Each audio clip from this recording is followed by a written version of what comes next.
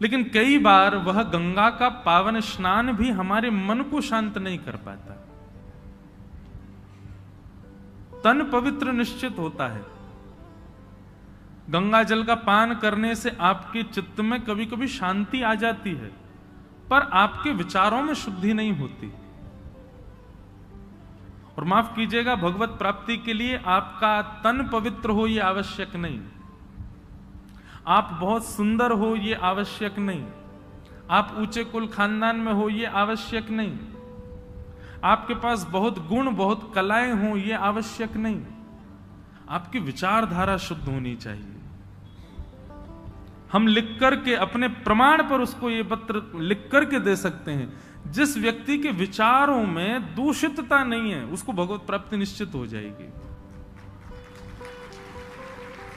जो विचारों से पवित्र है।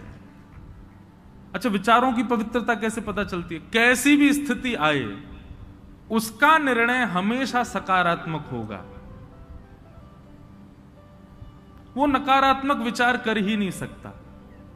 मैं बहुत जोर देता हूं इस बात पर।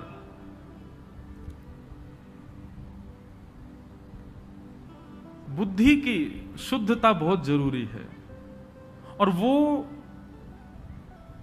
भागवत से ही होती है। इसीलिए भागवत को भी भागीरथी कहा गया। भागवत भागीरथी क्यों? तन की पवित्रता के लिए गंगा चरणों से प्रकट हुई है, पर बुद्धि की शुद्धता के लिए भगवान ने अपने मुख से गंगा प्रकट की। श्रीमद् भागवत के दसम स्कंद में नवयोगेश्वर संवाद है। वहां नवयोग आप लोगों को भी अवकाश मिले, एक कथा हम आपको अपनी बताते हैं, वो जरूर सुनिएगा। नवयोगेश्वर संवाद पर हमने कथा कही थी। 2 वर्ष हो गए बद्रीनाथ में। उस कथा को निश्चित श्रवण कीजिए जब भी आपको अवकाश मिले। बहुत सुंदर कथा है। हम अपनी कथा की प्रशंसा नहीं करते, मैं अपनी कथा सुनता भी नहीं हूं, लेकिन वो कथा एक भक्ति पथिक के लिए बहुत आवश्यक है। कोई भक्ति मार्ग का अनुगामी, उसको जीवन में कोई रुकावट ना आवे और गतिशीलता बनी रहे, उसके लिए उस कथा को निश्चित सुनिएगा। नवयोगेश्वर संवाद। तो नवयोगेश्वर संवाद के प्रारंभ में एक बहुत सुंदर बात भगवान कहते हैं, ये वही भगवतः प्रोक्तः उपाया आत्मलब्धये। भगवान कहते हैं, मैं जो बोलता हूं, मैं जब बोलता हूं, वो वाक्य सामने वाले को मेरी प्राप्ति के लिए ही बोलता हूं। ठाकुर जी ने कुछ भी कहा है उसका आप पालन करने लग जाओ, उससे आपको ठाकुर जी मिलेंगे। बहुत सावधानी से सुनो, सब लोग इधर देखो। भगवान कहते हैं, मैं जो बोलता हूं उसको ध्यान पूर्वक सुन लीजिए, क्योंकि वह कैसा भी वाक्य हो मेरा, उससे मेरी ही प्राप्ति होनी है। और भगवान कहते हैं, इतना विश्वास करके मेरी वाणी को सुनना कि अंजह पुंसाम विदुषाम वृद्धिम भागवतान हितान। बोले, जिस प्रकार विश्वास की अतीत को क्या कहते हैं? एक होता है विश्वास, एक होता है अतीत विश्वास। मुझे बहुत विश्वास है। बहुत विश्वास का प्रतीक क्या होता है? कि आंख बंद करके विश्वास है। भगवान कहते हैं, वैसे ही मेरी बताई गई वाणी पर विश्वास नहीं, अतीत विश्वास करना। आंख बंद कर लेना, बस जो ठाकुर जी कह रहे हैं वो सत्य है। भरे महाभारत के युद्ध में भगवान अर्जुन को कहते हैं, अर्जुन क्या करोगे? बोले, करिष्ये वचनम तव, जो आप कहोगे वो करूंगा। भगवान बोले, सोच ले, जो मैं कहूंगा सो करेगा? अर्जुन बोले, निश्चित करूंगा। बोले, फिर सोच ले, करेगा? बोले, निश्चित करूंगा। ठाकुर जी बोले, ठीक है, तो फिर रथ से नीचे उतर, तेरे घोड़े प्यासे हैं, घोड़ों को खोल करके जमीन में स्रोत करके जल निकाल, इनको पानी पिला दे। सामने से बाणों की बौछार हो रही है और अर्जुन को भगवान कहते हैं कि तुम उतर जाओ, उतर करके पानी का स्रोत निकाल के घोड़ों को पिलाओ। अर्जुन एक बार संकोच करने लगा, सच में उतर जाऊं? भगवान बोले, अभी तो तूने बोला कि जो मैं कहूंगा सो करेगा, कर। एक बात सदैव याद रखना, ठाकुर जी के प्रेमी यदि आप बन गए हैं, ये जितने प्यारे दिखते हैं, जितने सुंदर दिखते हैं, जितने इनके प्रति आकर्षण है, उतने ही ये परीक्षाएं लेते हैं। मैं कभी कभी कहता हूं बड़े कठोर हैं। आपने कह दिया ना ठाकुर जी जो आप कहोगे सो करूंगा, उसी दिन देखना ठाकुर जी ऐसा कुछ कहेंगे जिसको करने में आप कतराओगे। लेकिन भगवान दावे से कहते हैं, अंजह पुंसाम विदुषाम बुद्धिम भागवतान हितान, मेरे द्वारा प्रकट की गई वाणी उस पर इतना विश्वास करो जैसे आंख बंद करके चलने लग जाओ मेरे बताए गए मार्ग पर। ठाकुर जी यदि खाई की तरफ इशारा करते हैं, चलो जाओ वहां जाओ, तो ये विचार मत करो खाई है नीचे गिर जाएंगे, मर जाएंगे, प्राण निकल जाएंगे। नहीं, ठाकुर जी ने आज्ञा कर दी, चल दो। ठाकुर जी कहते हैं जब व्यक्ति मेरी बताए गए मार्ग पर इतना विश्वास करके चलने लग जाता है तो वो कभी गिरेगा नहीं, और यदि कभी गिर भी जाए, यदि कभी उसका पतन भी हो जाएगा, तो वो बिल्कुल चिंता ना करे, उसको उठाने मैं स्वयं आऊंगा, उसको मैं ही बचाऊंगा। भक्ति पथ, यहां रक्षा की जिम्मेवारी ठाकुर जी की है, आप तो बस चलो। तो भगवत प्राप्ति बंधुओं ना तो स्वरूप से आप कर सकते हो,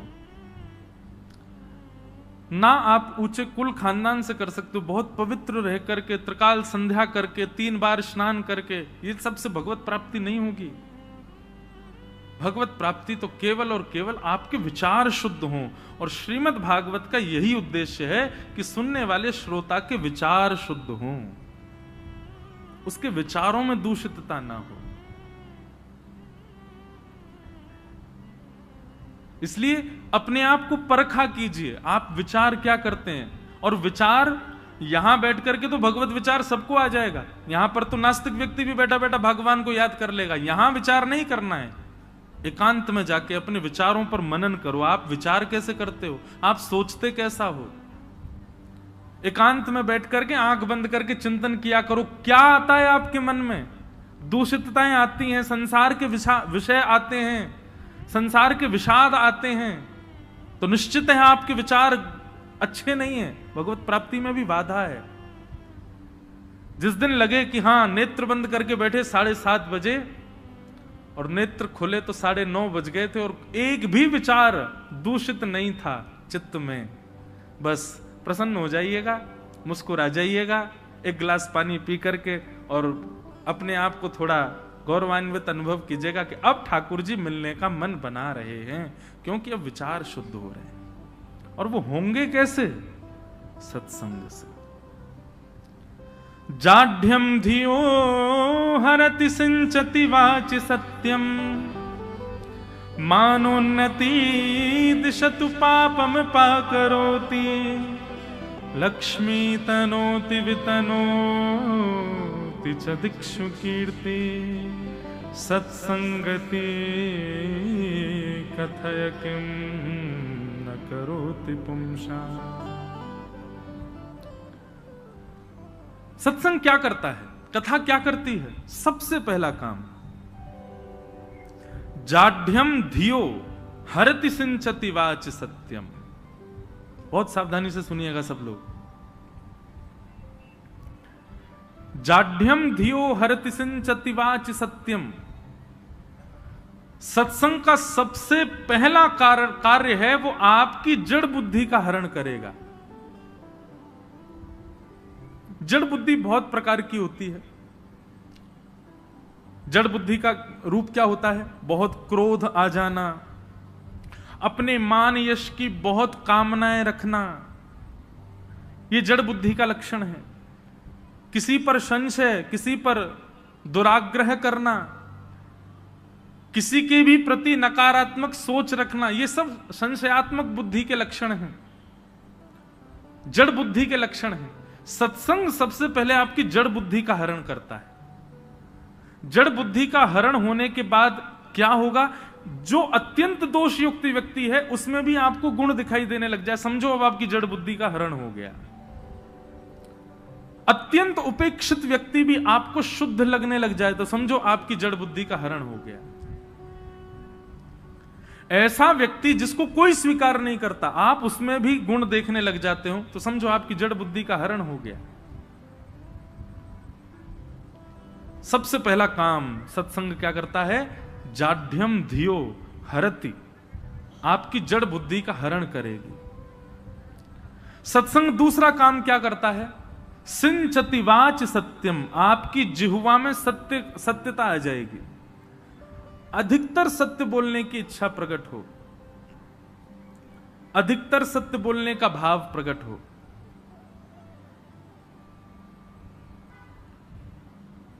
और सत्य बोलने का भाव मतलब क्या है बंधुओं?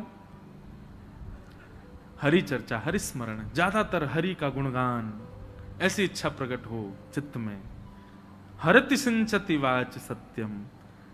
तीसरा काम सत्संग क्या करता है? मानोन्नति दिशतु पापमपा करोति, मान और सम्मान की कामना को नष्ट कर देता है चित्त से। सत्संगी व्यक्ति को ज्यादा सम्मान की इच्छा नहीं होती, मान की इच्छा नहीं होती, प्रतिष्ठा की इच्छा नहीं होती। और मान, प्रतिष्ठा, यश, वैभव की इच्छा रखता है और सत्संग भी करता है तो समझ लेना आडंबर है, सत्संगी नहीं है वो व्यक्ति। सत्संगी व्यक्ति को मान की इच्छा नहीं होती, सम्मान की इच्छा नहीं होती। श्री एकनाथ जी महाराज, एकनाथ जी का चरित्र आता है, उसमें ऐसा वर्णन करते हैं कि श्री एकनाथ जी रोज गंगा स्नान के लिए जाते थे। तो जब वो स्नान करने के लिए जाते तो एक मौलवी, एक म्लेच्छ, वो उस क्षेत्र का कुछ था, उसकी चलती थी वहां पर। एकनाथ जी जैसे ही गंगा स्नान करके निकलते तो उनके ऊपर पानी पी करके कुल्ला कर देता, और उनके ऊपर ना भी करता तो वो ऐसा करता कि एक आध छींट उनके ऊपर पड़े, ऊपर छत पे खड़ा होकर के करता। एकनाथ जी महाराज फिर से गंगा स्नान करने चले जाते। कथा प्रसिद्ध है, 50 बार करता, लेकिन 50 बार एकनाथ जी गंगा जी में चले जाते, उस पर क्रोध नहीं करते थे। एक दिन वो अपने किसी काम से कहीं चला गया, म्लेच्छ मौलवी। एकनाथ जी महाराज आए, एकनाथ जी ने आकर के गंगा स्नान किया। गंगा स्नान के बाद उसकी छत की ओर देखने लगे, और छत की ओर देख के वहीं खड़े खड़े प्रतीक्षा करने लगे कि आज इसने कुल्ला नहीं किया मेरे ऊपर। किसी ने आकर के कहा, एकनाथ जी आप यहां क्यों खड़े हैं? बोले भैया वो एक व्यक्ति का नियम है, मैं जब जब गंगा स्नान करूं मुझ पर कुल्ला करता है, आज वो आया ही नहीं यहां पर, उसकी प्रतीक्षा कर रहा हूं, वो आ जाए कुल्ला करे तो फिर उसका नियम पूर्ण हो। सामने वाले व्यक्ति ने कहा, धन्य है आप कैसे व्यक्ति हैं? वो आपका रोज अपमान करता है और आप आज वो नहीं है तो उसकी प्रतीक्षा कर रहे हो कि वो अपमान करे। बोले भैया उसकी कृपा से मैं 50 बार गंगा स्नान तो भी कर लेता हूं, नहीं तो मैं तो आलसी जीव हूं, एक डुबकी लगा के भागता हूं। कम से कम उसकी करनी से मैंने अनुभव किया, 50 बार मुझे स्नान करने का अवसर मिलता है, इसलिए मैं उसकी प्रतीक्षा कर रहा हूं, वो आ जाए। हम ऐसे बन सकते हैं? हम उस गली से ना जाएं जिस गली में यह ना पूछा गया हो गाड़ी कितनी की लाए।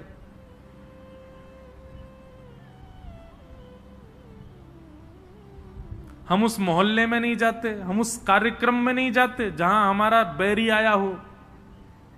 अच्छा उसकी बेटी का ब्याह, निश्चित है उसकी बेटी, वो तो उसका भी मित्र है मेरे बैरी का, तो वो भी आया होगा, मैं तो नहीं जा रहा, वो आए तो मैं क्यों जाऊं। कभी कभी मन में विचार आता है,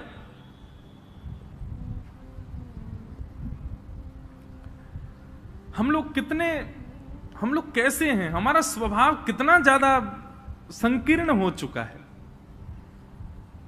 छोटी छोटी बातों पर, छोटे छोटे विषयों पर हम कितनी दूषित भावनाएं ले आते हैं अपने चित्त में। कभी ठाकुर जी से सीखो, ठाकुर जी कैसे हैं, उनका स्वभाव देखो कैसा है, कितना प्रिय स्वभाव। हम उनके लायक किंचित भी नहीं है, पर फिर भी ठाकुर जी नित्य हमको दर्शन देते हैं, नित्य अपना नाम हमारे मुख से बुलवाते हैं। और केवल इतना ही नहीं, अपना दर्शन करा करके अपना नाम बुलवा के हमको फायदा और कराते हैं, हमारे पाप और कम कर देते हैं। भले ही हम पाप करके ही आ रहे हैं। एक श्लोक बोला जाता है कई मंदिरों में आरती के बाद, पापो हम पाप कर्मा हम पापात्मा पाप संभव त्राहि माम पुंडरीकाक्ष सर्व पाप हरो हरि। इस श्लोक का अर्थ क्या है? पापो हम, मैं पापी हूं, पाप कर्मा हम, मेरे सारे कर्म पाप के हैं, पापात्मा, मेरी आत्मा भी पापी हो चुकी है, और पाप संभव, नाथ अभी आपकी आरती करने के बाद निश्चित अभी भी मैं कहीं पाप करने ही जाने वाला हूं। त्राहि माम पुंडरीकाक्ष, हे पुंडरीका, पुंडरीक कहते हैं कमल को, त्राहि माम पुंडरीकाक्ष, हे कमल जैसे नेत्र वाले, सर्व पाप हरो हरि, मेरे सारे पापों को हरण करो। और ठाकुर जी हरण कर भी लेते हैं। सीखो ठाकुर जी से, कितने सीधे हैं हमारे लाल जी, कितने सरल हैं हमारे ठाकुर जी। इसलिए भैया ये कथा भागवत आदि इन सब सत्संगों को श्रवण करके ना ये मत विचार करो पुण्य कितना बढ़ रहा है। मैं 4 घंटे एक आसन पर बैठ के कथा सुनी, ये विशेष बात नहीं है। मैंने जितने दिन कथा सुनी, मैंने व्रत रख के कथा सुनी, ये विशेष बात नहीं है। मैं कथा में अपने आसन पर ही बैठता था, जहां पहले दिन बैठा वहीं 7 दिन बैठ के कथा सुनी, ये विशेष बात नहीं है।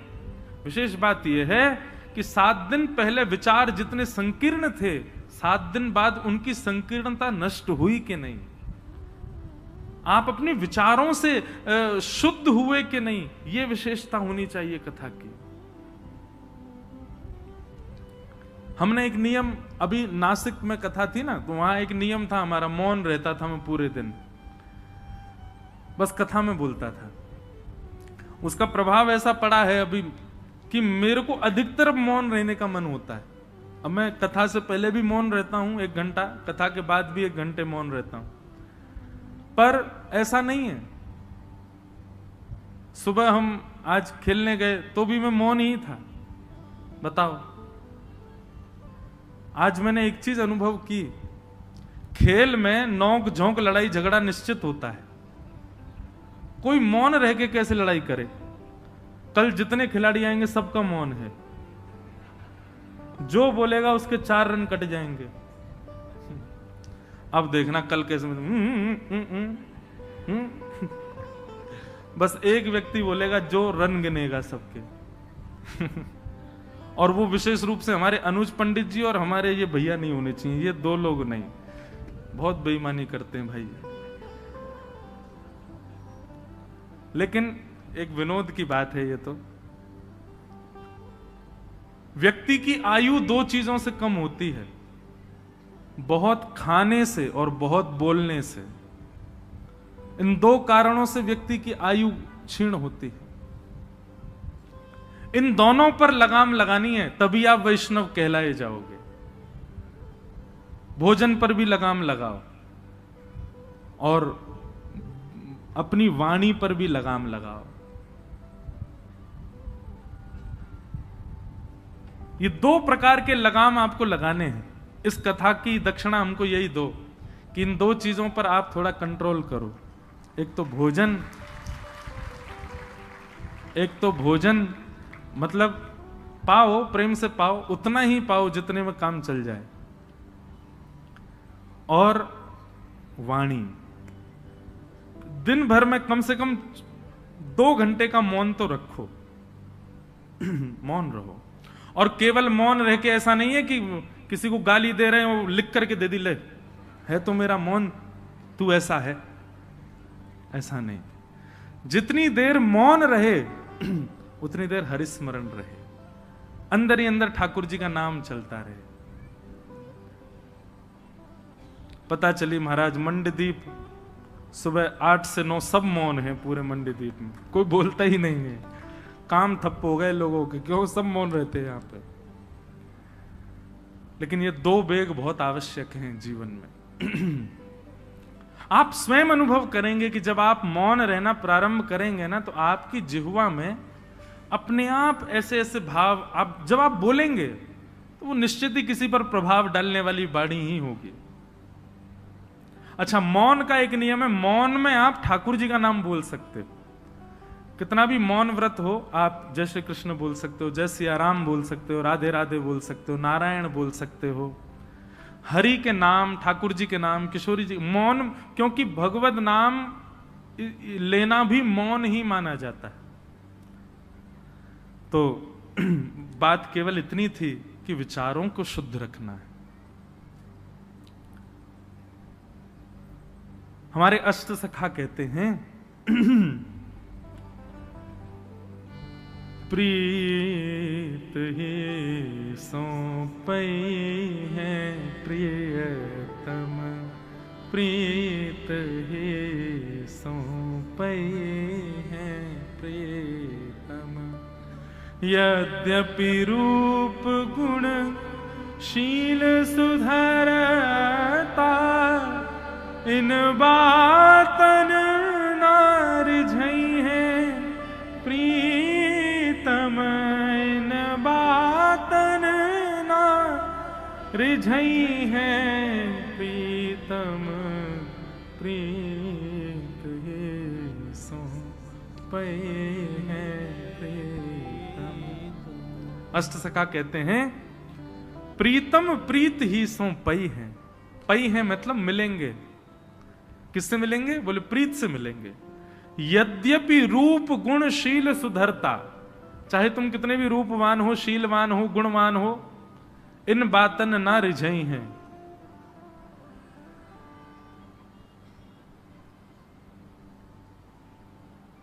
कितनी भी श्रेष्ठताएं हों, वो विशेष बात नहीं, प्रीति कितनी है आपकी। और सुनिए, सत्संग जड़ बुद्धि का हरण करता है, बुद्धि में सकारात्मक विचार आ जाते हैं, और जैसे ही सकारात्मक विचार आते हैं आप अपने आप प्रेमी हो जाते हो, और जैसे ही आप प्रेमी हुए ठाकुर जी आपको स्वीकार कर लेते हैं। ये भागवत की यात्रा भैया ठाकुर जी के स्वीकारीकरण की यात्रा, कि वो हमें स्वीकार करें। एक व्यक्ति ने मुझसे पूछा कि महाराज जी, मानव का उद्देश्य क्या होना चाहिए? मैंने कहा आप बताओ। बोले कि आप तो यही कहोगे भगवत प्राप्ति। मैंने कहा नहीं, भगवत प्राप्ति उद्देश्य नहीं है मानव का। तो हम ठाकुर जी से मिलें, ठाकुर जी हमको मिलें, ये हमारा उद्देश्य नहीं है। ठाकुर जी हमको प्रिय लगे, ये हमारा उद्देश्य नहीं है। हमारा उद्देश्य केवल ये, हमारे कर्म ऐसे हों, हमारे विचार ऐसे हों, हमारे भाव ऐसे हों, हमारी बुद्धि ऐसी हो कि उन सब से हम ठाकुर जी के प्रिय बन जाएं। ठाकुर जी तो सबको प्रिय लगते हैं, पर ठाकुर जी को प्रिय कौन लगता है, ये बड़ी बात। ठाकुर जी के प्रिय बनने का विचार करो। देखो, हर मानव किसी अन्य व्यक्ति के लिए अपना निर्माण करता है। बहुत ध्यान से सुनिएगा। हर व्यक्ति किसी को दिखाने के लिए ही अपना निर्माण करता है। बालक माता पिता की नजरों में श्रेष्ठ बनने के लिए पढ़ाई करता है, डिग्रीज लाता है, अच्छे से एग्जाम देता है और मेहनत करता है कि मेरे माता पिता का सीना चौड़ जाए कि हां हमारा बेटा बहुत अच्छा है। पत्नी अपने पति को रिझाने के लिए सब क्रिया करती है। संसार में हर व्यक्ति किसी एक व्यक्ति को केंद्र में लेकर के ही अपना निर्माण करता है। वैष्णव को चाहिए ठाकुर जी को केंद्र में रखे और वो हमसे रीझें, उसके लिए अब क्रिया करें। आज तक हमने सारी वो क्रिया की जिससे संसार रीझा हो, पर अब वो करना है जिससे ठाकुर जी रीझे। यही वैष्णव धर्म है। स हरे प्रिय, उद्देश्य लिख लीजिएगा कहीं पर। क्या है हमारा उद्देश्य? कि हम हरि प्रिय बने। हरि तो सबको प्रिय हैं, पर उनके प्रिय हम बने। वो हमें देख के रीझ जाया करें, वो हमें देख के प्रसन्न हो जाया करें, हमें देख करके उनको सुख मिला करे। ऐसा निर्माण स्वयं का करना है, इसीलिए हम वैष्णव बने हैं। जिस दिन से आप केंद्र बिंदु ये रख लेंगे ठाकुर जी को प्रसन्न करने के लिए ही सब करना है, आपको भक्ति करनी नहीं पड़े, अपने आप होती चली जाएगी। अपने आप आपके विचार शुद्ध होंगे, अपने आप आपकी क्रियाएं शुद्ध हो जाएंगी।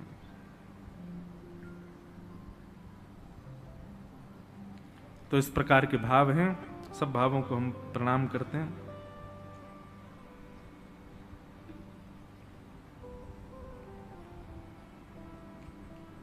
कल हमने एक बात कही थी कि हम एक श्लोक सुनाएंगे कि जगन्नाथ भगवान का दर्शन करने से सारे ग्रह जितने भी खराब हों, आज ही अपनी कुंडली दिखवाइए और उसमें पूछिए ज्योतिषी जी से कौन सा ग्रह हमारा खराब है, और उस ग्रह का हम आपको यहां पर एक निदान बता रहे हैं। उस अंग का जगन्नाथ जी का दर्शन करना नित्य, जरूरी नहीं जगन्नाथपुरी जाके ही करो, जगन्नाथ जी का चित्र सबके पास होगा, नहीं है तो गूगल से निकाल लो, कहीं से भी लाओ।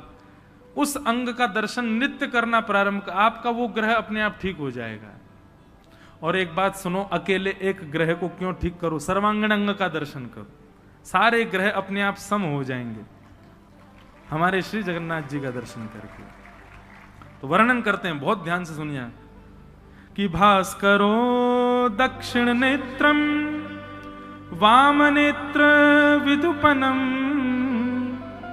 मंगल नासिका क्षेत्रम वधूअधर एव च बृहस्पति तिलकम च स्वर्ण रत्न मंडितम शुक्र चतुशरः प्रोक्त शनि सर्वज्ञ विस्तरम साहु किरीट रूपम च मकराकृतरेव च केतुश्च भुजगांकारम कुंडली नागरूपकः एवं नव समाहार ग्रह साक्षात जगन्नाथम।